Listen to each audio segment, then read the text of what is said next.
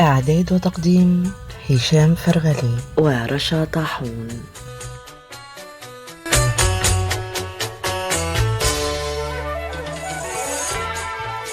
مرحبا يا فيلسوف. مرحبا بنيتي، كيف حالك؟ لا أخفيك سرا يا فيلسوف، فأنا مستاءة جدا من جار لنا يسكن معنا في نفس البيت. بنيتي، وما سر كل هذا الغضب من هذا الجار؟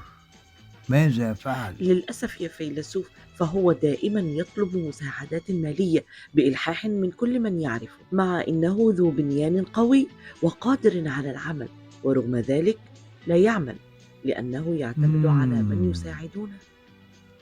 يا له من إنسان غير سوي، فإن كان لا يستحي من الناس عند السؤال، ألا يستحي من الله؟ تصور يا فيلسوف، إنه يصرف كل ما يأتيه من إعانات على أمور غير ضرورية، وفي المقابل لا يصرف شيئا على أسرته.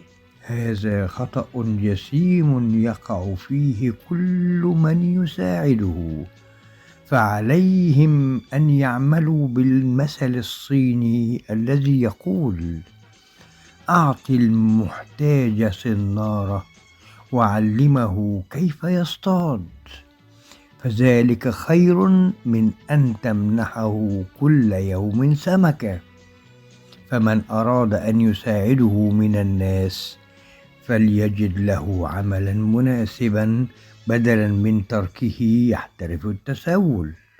صدقت يا فيلسوف، فإذا وجد هذا الرجل عملا سيتغير حاله للأفضل، ويكون مفيدا لنفسه ولمجتمعه، وحينها يبارك الله له في رزقه.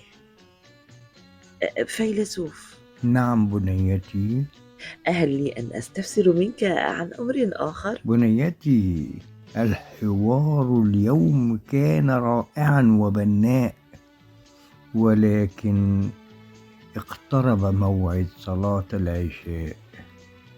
وتذكري بنيتي أن خير العطاء ما يصنع إنسانا قادرا، لا يدا معتادة على الطلب.